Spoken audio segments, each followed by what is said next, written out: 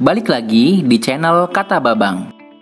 Channel ini berupaya membuat kamu memahami ilmu dengan cara yang menarik. Dalam kehidupan sehari-hari, pasti kita pernah berada pada kondisi yang semangat. Seperti ada tujuan besar yang kita kejar di depan mata. Sehingga setiap masalah yang menghampiri membuat kita semakin berani melangkah. Tapi terkadang ada juga kondisi saat kita merasa lelah dengan masalah yang ada. Nggak ketemu jalan keluar, makin terpuruk dan rasanya nggak bisa berbuat apa-apa lagi. Hal itu nggak cuma menyerang pikiran, bahkan tubuh kita pun kehilangan tenaganya. Dua fenomena tersebut berkaitan dengan berpikir positif dan berpikir negatif. Nah, sekarang supaya kita makin semangat, saya mau ajak kamu untuk mengenal tentang 7 prinsip berpikir positif. Konsep ini saya adopsi dari karya Dr. Ibrahim El-Fiqi dalam buku yang berjudul Terapi Berpikir Positif. Jujur, buku ini adalah salah satu buku terbaik yang berhasil mengubah cara saya berpikir. Dan saya mau ajak kamu untuk juga merasakannya. Baik, mari kita mulai. 7 prinsip berpikir positif. Yang pertama, masalah dan kesengsaraan hanya ada dalam persepsi. Kenyataan adalah persepsi. Jadi, kalau kita mau mengubah kenyataan, mulailah dengan mengubah persepsi. Persepsi adalah cara pandang yang kuat, yang kamu yakini ada di dalam pikiranmu. Contohnya begini. Dalam dunia kerja, terutama sekarang ini, banyak para pekerja yang gaji bulanannya tidak sesuai dengan bulan-bulan biasanya. Pandemi membuat gaji dipotong 30-50%. Bagi beberapa orang, hal ini menyusahkan, membuat kesal, dan membuat hidup menjadi sulit. Membeli kebutuhan jadi sulit, menabung jadi tidak mungkin, dan keluhan-keluhan lainnya atas masalah ini. Di sisi lain, ada teman sekantornya yang memiliki kebutuhan hampir sama, dengan gaji bulanan yang juga dikurangi. Tapi ia tetap tenang dan tidak mengeluh. Karena dalam pikirannya masih banyak yang tidak seberuntung dirinya, yang hanya diturunkan jumlah gaji bulanan saja.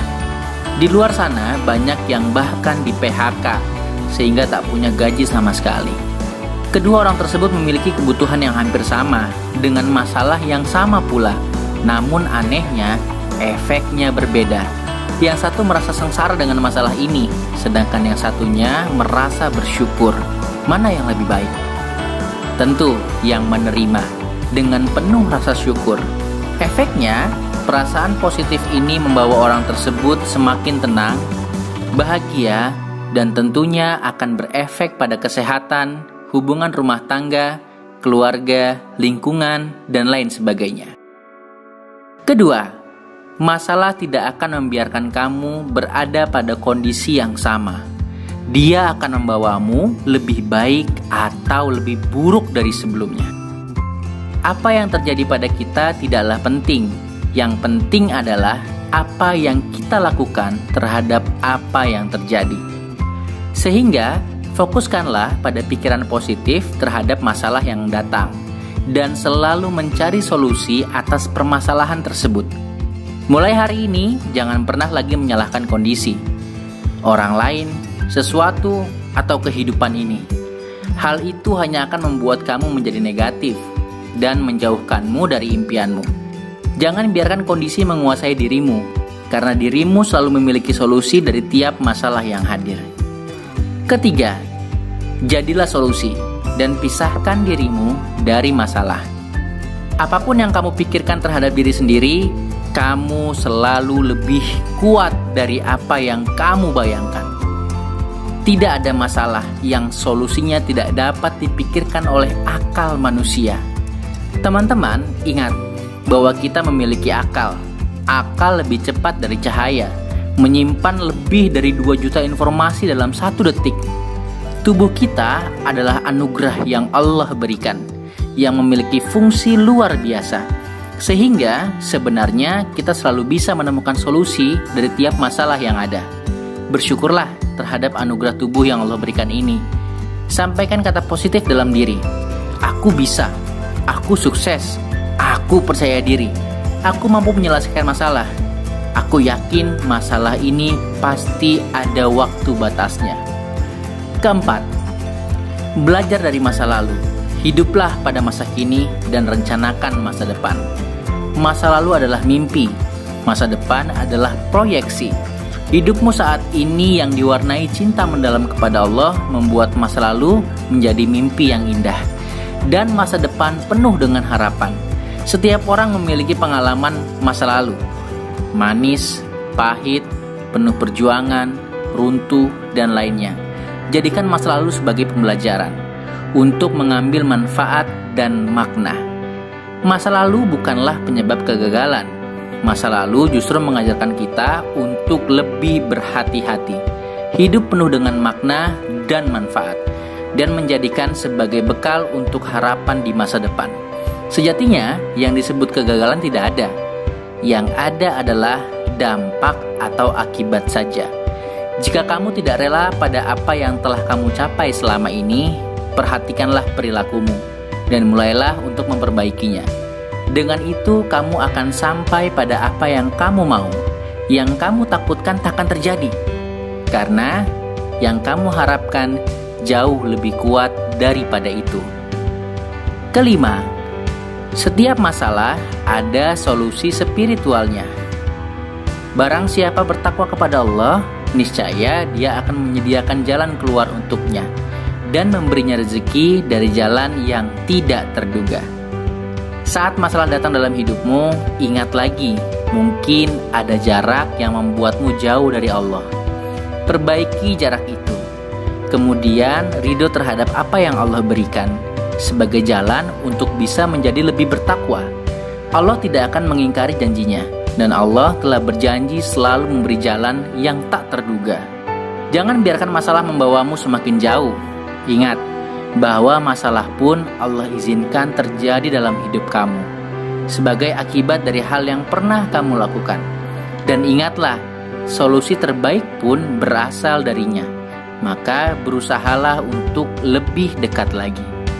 Keenam, kenyataan tidak akan berubah jika pikiran tak diubah.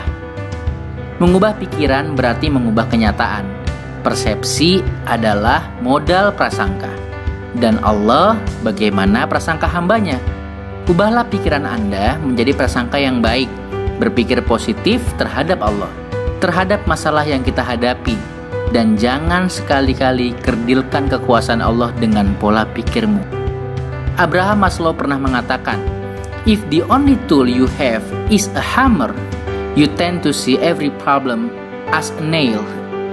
Jika satu-satunya alat yang kamu miliki hanyalah palu, maka kamu akan melihat setiap masalah yang datang sebagai paku. Jadi begini, bayangin jika kita hanya punya palu. Ada masalah, getok. Ada masalah lagi, getok lagi, seperti paku. Nah, kali ini masalahnya yang menghampiri adalah kayu yang harus dibagi dua. Maka kita hanya akan bisa getok sampai terbelah. Nggak ada cara lain. Dan akhirnya kayunya menjadi rusak dan jelek. Maka mulai sekarang perbanyak perspektif, perbanyak cara untuk meraih ridho dan kasih sayang Allah, perbanyak solusi untuk bisa menghadapi masalah.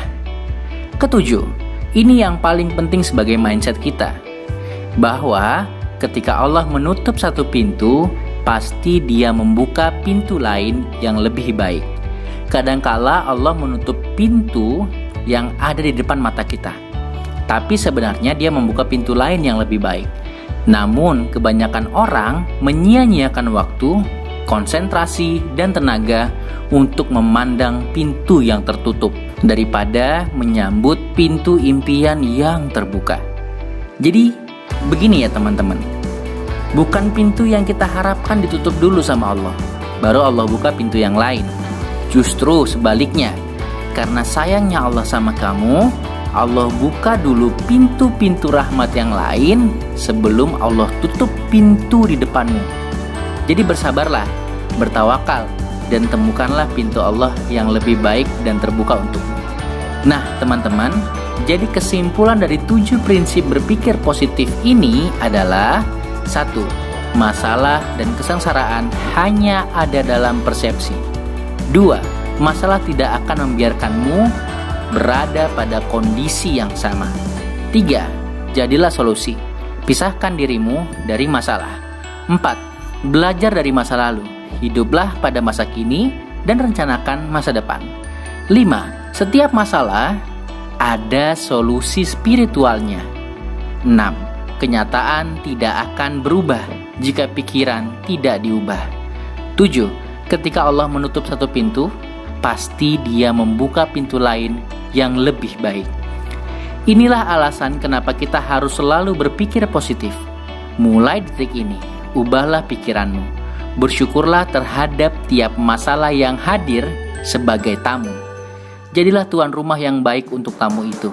Sambutlah dia dengan senyuman dan kerendahan hati. Berikan yang terbaik terhadapnya. Jadilah solusi. Hiduplah dengan spiritualitas yang tinggi. Dan Allah telah meminta kita untuk yakin dan berpikir positif. Bahwa sehabis kesulitan ada kemudahan. Dan sehabis kesulitan ada kemudahan. Itulah bahasan kita pada video kali ini. Jika video ini bermanfaat, silahkan untuk subscribe, like, dan juga komen. Dan sebarkan kebaikan ini kepada sahabat yang lainnya. Terima kasih. Sampai jumpa di video selanjutnya. See you!